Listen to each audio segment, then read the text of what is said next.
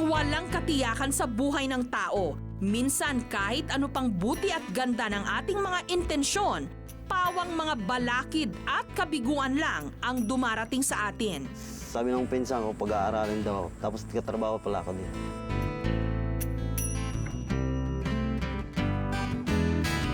Subalit sino bang tao ang walang pinapasan na krus?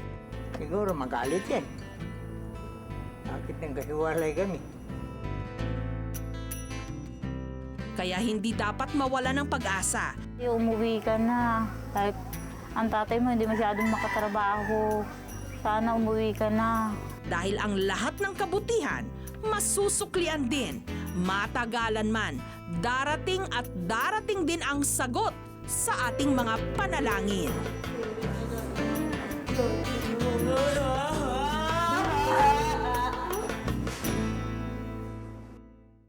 Magandang gabi, ako po si Jessica Soho. Tunghayan natin ang mga istoryang magpapaiyak, magpapangiti at magpapalukso ng ating dugo. Ito ang Reunions.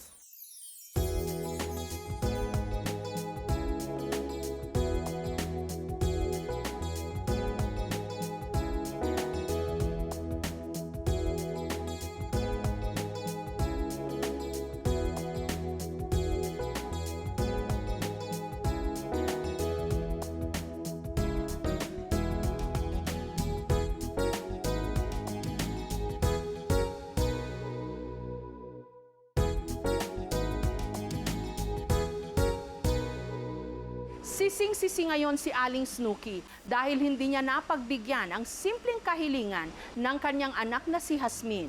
Dahil dito, nagtampo at naglayas ang kanyang dalagita. Umaasa na lamang si Aling Snooki na maging susi ang mga ipinaskil niyang posters para muling makita ang kanyang anak. Ito ang bayan ng Calamba sa Laguna. Ang bayang sinilangan ng ating pambansang bayani na si Dr. Jose Rizal. Dito isang poster ng nawawalang tao ang aming natagpuan. At tila ba hindi pansin ang mga taong nagdaraan. Sa aming pagtatanong-tanong, nalaman namin na ang nagdikit ng poster na yon, ang 39 anyos na si Snooki. At ang larawang nasa poster, ang kanya mismong anak na si Jasmine, isang special child, isang buwan nang nawawala. May nagbiro sa aming kapitbahay na, Jasmine, libing ngayon ni Cory. Kasi asing ko siya nawala eh. Sabi niya, halika, makipaglibing tayo. Nagbihis yung bata. Pero biro lang ho yun. Umalis din siya. May nakapagsabi hong sumakay nga ho ng bus kasi nagtanong ho ako doon sa terminal. Hindi inakala ni Snooki na ang isang simpleng biro mauuwi pala sa isang mabigat na suliranin. Subalit iniisip din niyang may mas malalim na dahilan kung bakit ito nangyari. Maaaring nagtampo raw kasi sa kanya ang kanyang anak.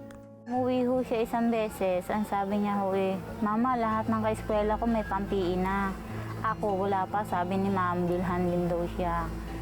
Sabi ko, wala pa ho kami pera dahil ho yung asawa ko, 2 buwan ho walang trabaho. Ako lang ho ang naglalabada.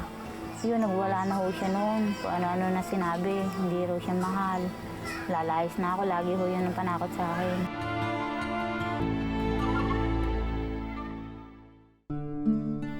Is anyos na raw si Jasmine. Pero lubos ang pag-alala ni Snooki dahil sa kalagayan ng kanyang anak. Kaya sa bawat araw at gabi raw na dumaraan, binabalot siya ng takot at pangamba. Taas pa ho sa akin. Sa mabuti, makinis. Kaya marami hong magkaka-interest sa kanya. Ang inaano ko, sabi nung ama, hanapin mo yung anak mo. Hikaho sa buhay ang pamilya ni Snooki.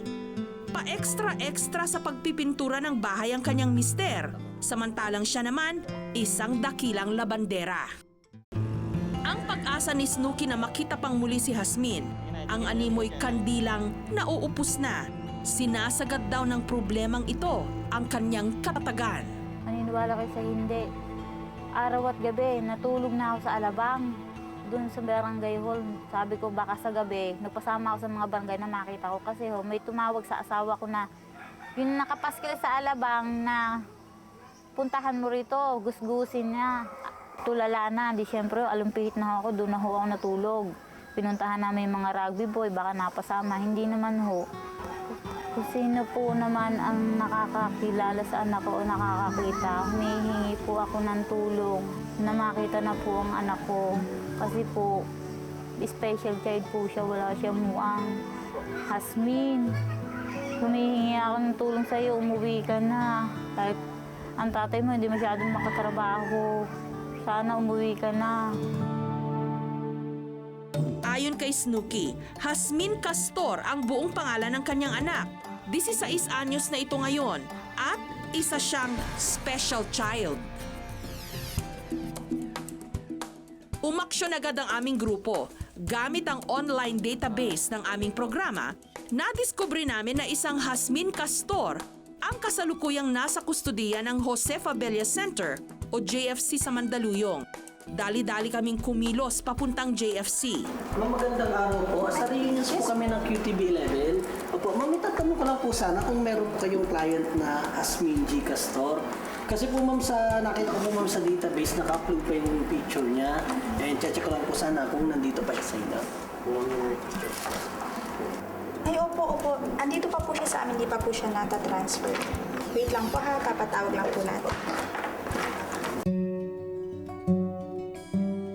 Ang dalagang ito na nga kaya ang nawawalang anak ni Snooki.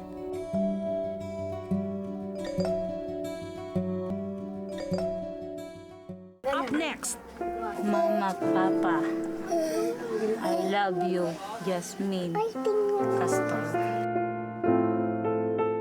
Mahal ko kayo kahit na hindi ko kayo nakakita, kahit na hindi ko kayo nakikita, mahal ko pa rin kayo. Sorry na naman.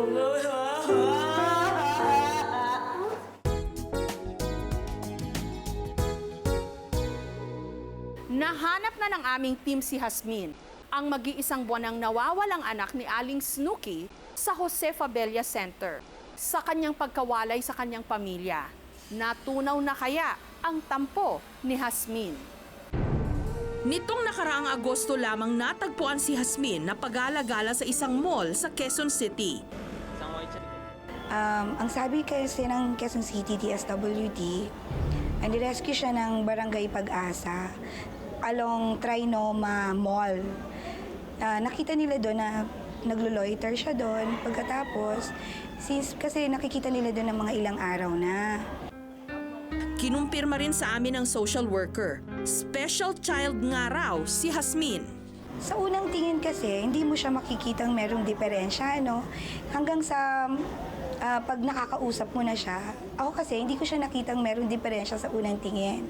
So nung nakausap ko na siya, habang tumatagal yung kwentuhan, nakikita ko parang espesyal siya na tao, na bata. So, yun, parang tingin ko, hindi naman din ako psychologist, pero sa tingin ko, para siyang merong konting retardation.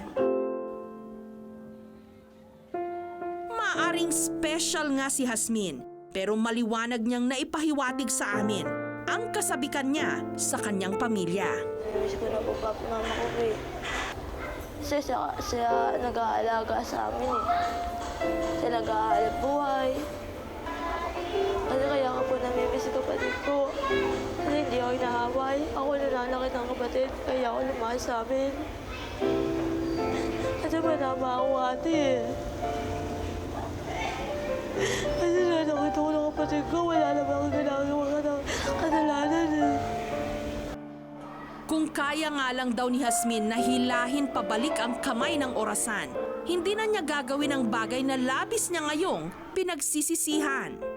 Pinagsisisi ako na po na nangyayari sa akin. Nagsisisi na po ako. Bakit po ako nabuhay sa amin? Magbabago na po ako. Hindi na po ako pupunta ka sa hindi na po ako pupunta ka sa lansangan pa.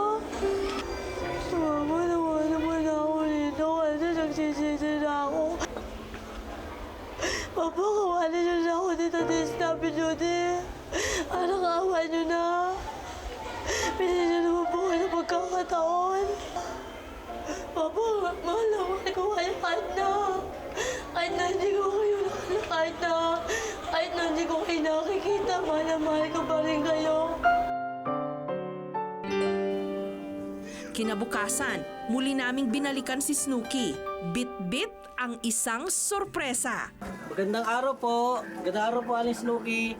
Ako po si Richard sa Reunions po sa QTV 11.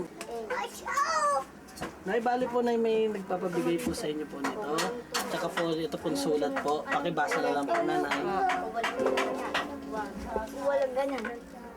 Mama, Papa, I love you, Jasmine Castor.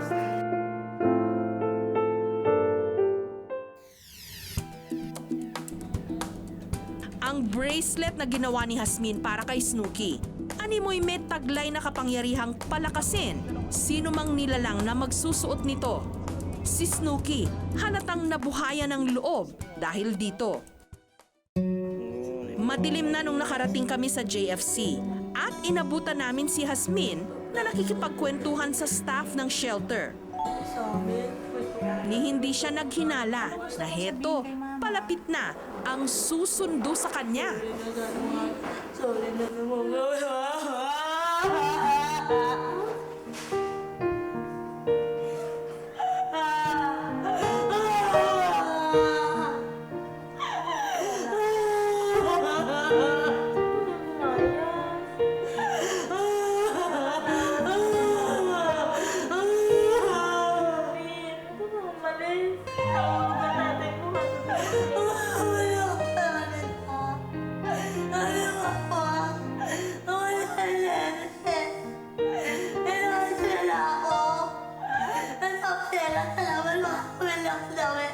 Ang galing nito.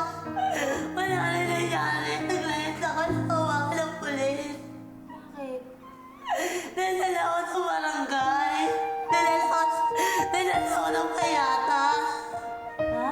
Nadala ako ng payatan.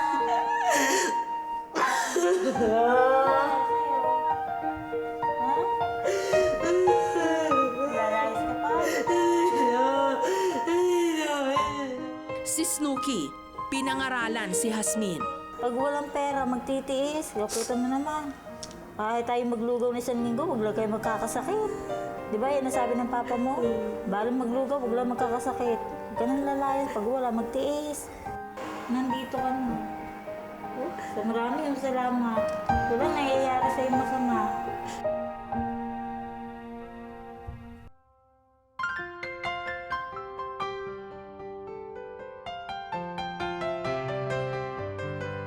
Ang mga anak ang kasiyahan ng bawat magulang.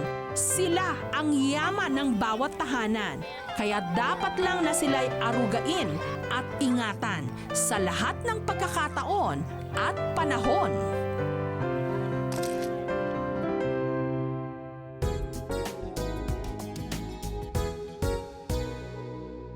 Up next, Nung una, maganda pa itong sa akin eh. Sabi niya, pinapasyal pa kami sa sa Maynila. Yung kinabukasan, nag-umpisa na ako magtrabaho.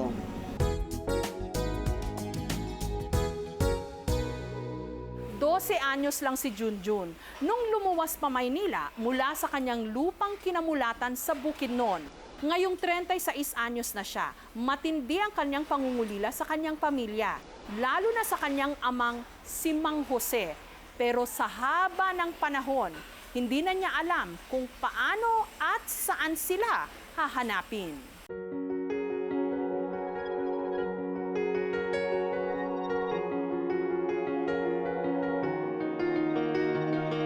Naalala ko po yung nanay ko, nung palis na ako, umiiyak. Tapos sabi ng pinsan ko, pag-aaralin daw ako. Tapos katrabaho pala ako dito. Sa edad niyang 36, patuloy pa ring binabagabag si Junjun ng kanyang malungkot na nakalipas. Dumaan na ang 24 na taon, subalit malinaw na malinaw pa rin sa kanyang alaala. Ang araw na nilisan niya ang Bukidnon upang hanapin ang swerte sa Maynila.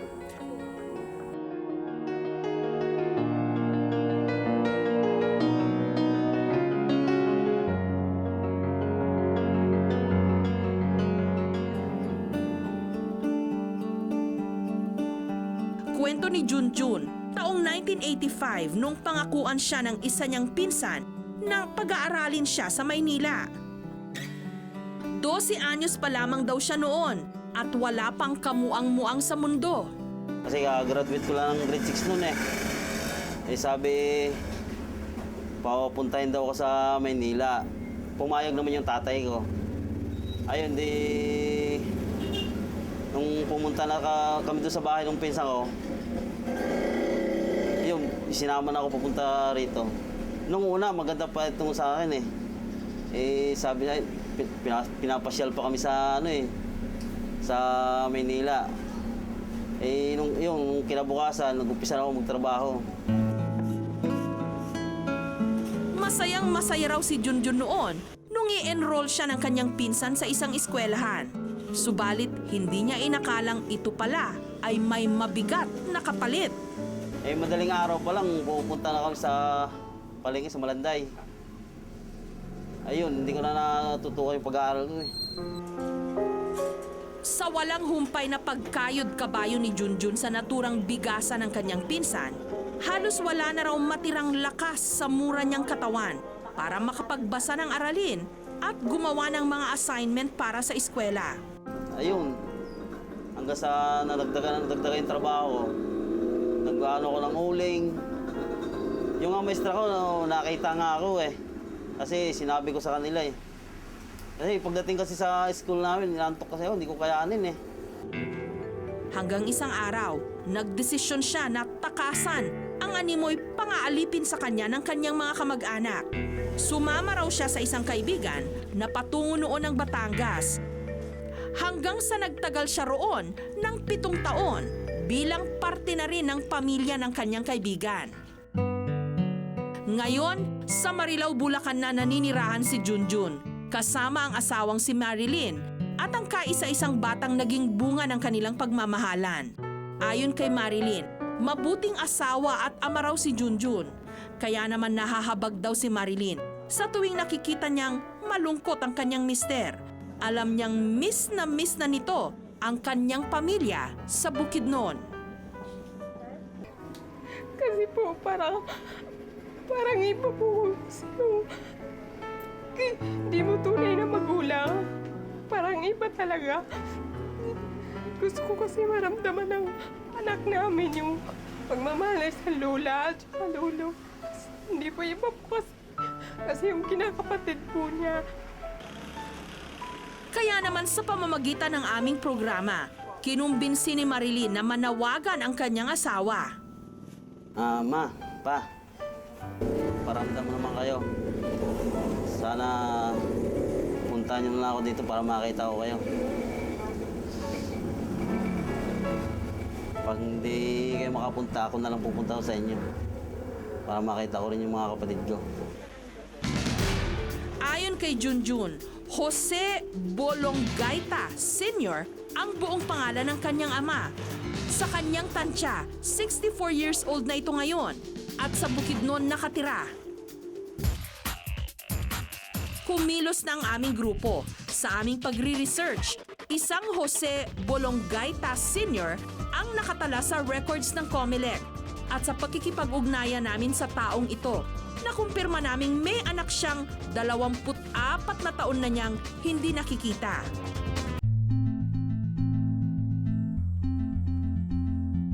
Si Jose Bolongaita na kaya ang amang hinahanap ni Junjun.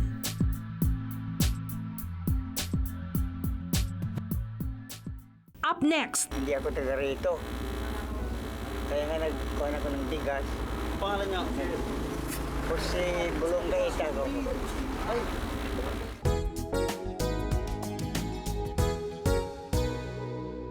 natuntun na namin ang ama ni Junjun na si Mang Jose na 24 na taon niyang hindi nakikita. Ang hindi alam ni Junjun, nagkawatak-watak pala ang kanilang pamilya. Ang kagustuhan daw ni Junjun na makapag-aral ang dahilan kung bakit pinayagan ni Mang Jose ang kanyang anak na lumuwas sa Maynila. Mula raw nung umalis si Junjun sa Bukidnon, napakarami nang nagbago sa kanilang buhay. Isa na rito ang pakikipaghiwalay niya sa kanyang asawa na ina ni Junjun. Sa bahay, wala. Ako, nag-iisa lang ako eh. Wala nang mga bata ko. Nag-aasawa. Yung 4 na babae, nag-asawa na. Si Junior, hindi ko pa alam kung nag-asawa ba siya. Yung lang hindi ko alam. Siguro magalit yan. Bakit nagkahiwalay kami? Magalit yan. Kaya naman hindi raw natigil ang pangungulila niya sa kanyang nag-iisang junior. Ilang dekada man ang lumipas na. Masakit ba? Masakit na nalayo ang anak. Siyempre, anak ko yan eh. Di, mahal ko. Iiyak ako talaga eh. Matagal na eh. Ilan ng taon. Wala nang oras na sinayang ang aming programa.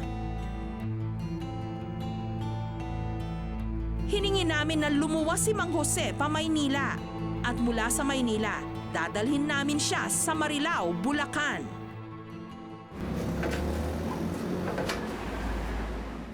Si Junjun, walang kamalay-malay na ang 24 na taong pagkakawalay niya sa kanyang ama, matatapos na. Ayo. Bili ako ng bigas. Saan po? Saan? Teka mo na.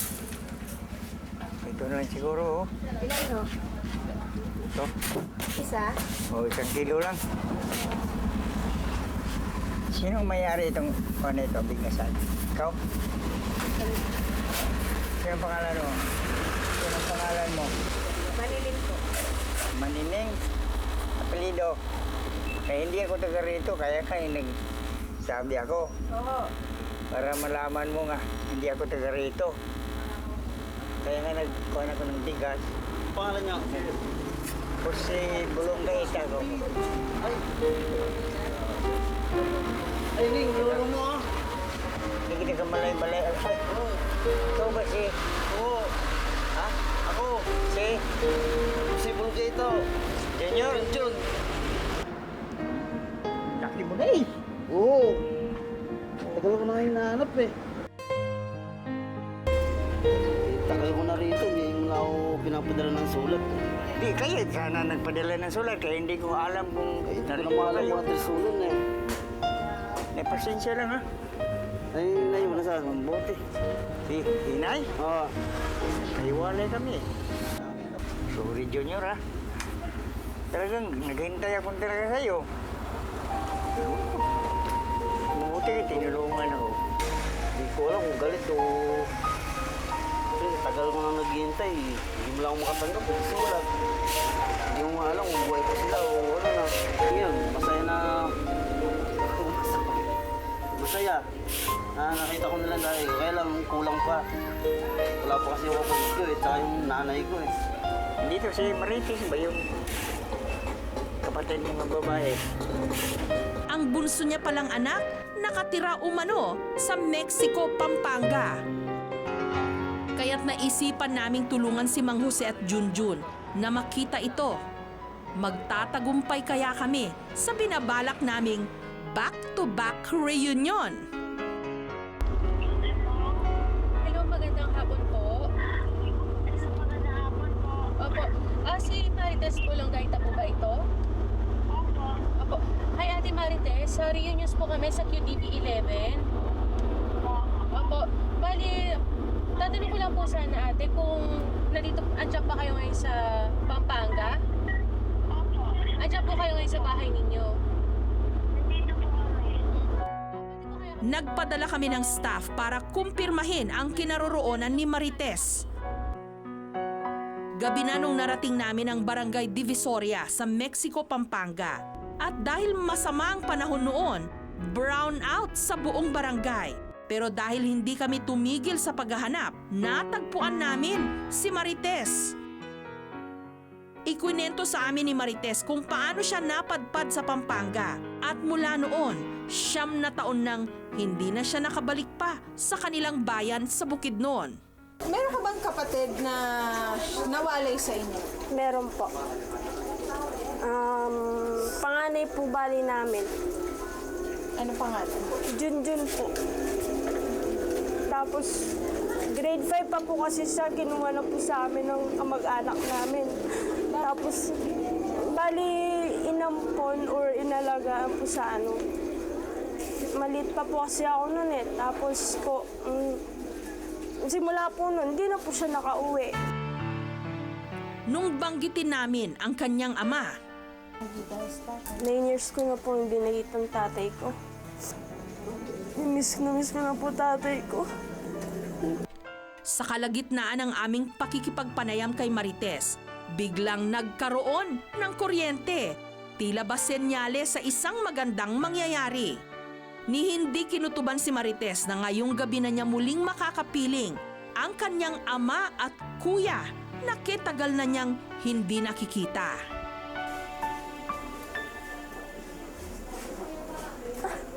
Oo. Lagyan naman ng buhay na.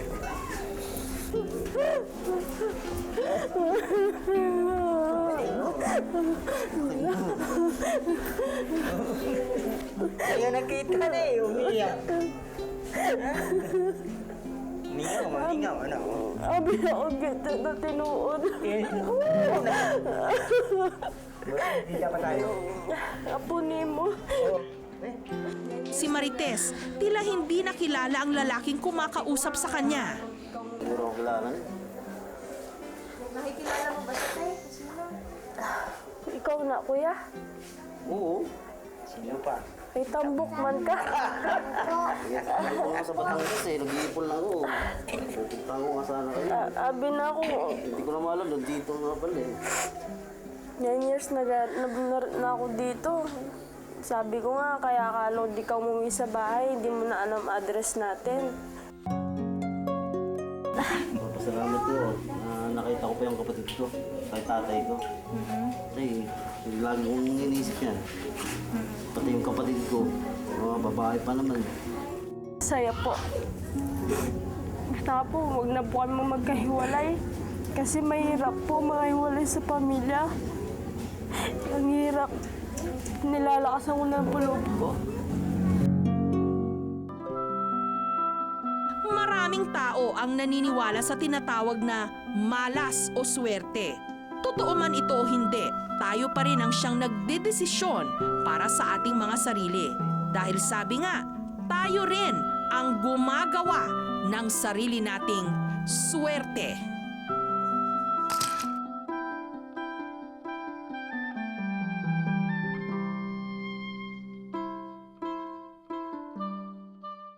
Narito po ang mga kaso ng mga nawawala na idinulog sa aming tanggapan.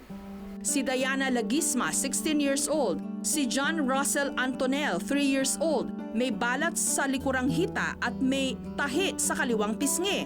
Huling nakita sa Santa Cruz, Manila. Si Risa Salcedo, 4 years old. Balingkinitan, singkit at medyo kulot. Huling nakita March 27, 2008 sa Project 4 Cubao, Quezon City.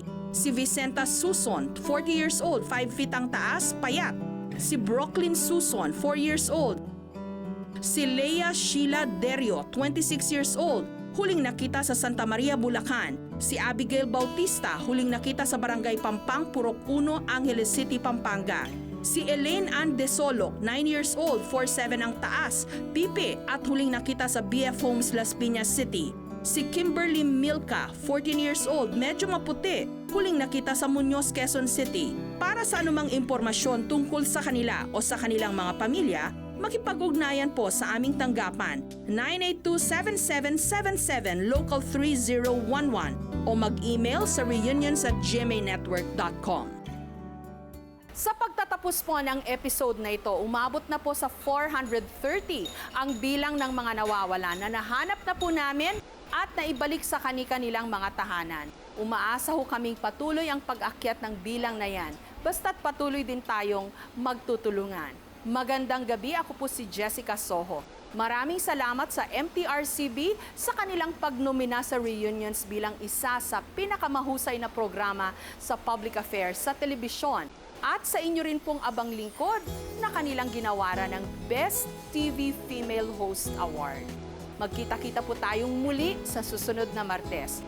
Dito lang sa programang naniniwalang hindi dapat mawalan ng pag-asa ang mga taong nawawalan ng miyembro ng pamilya. Because the search for missing loved ones ends with reunions.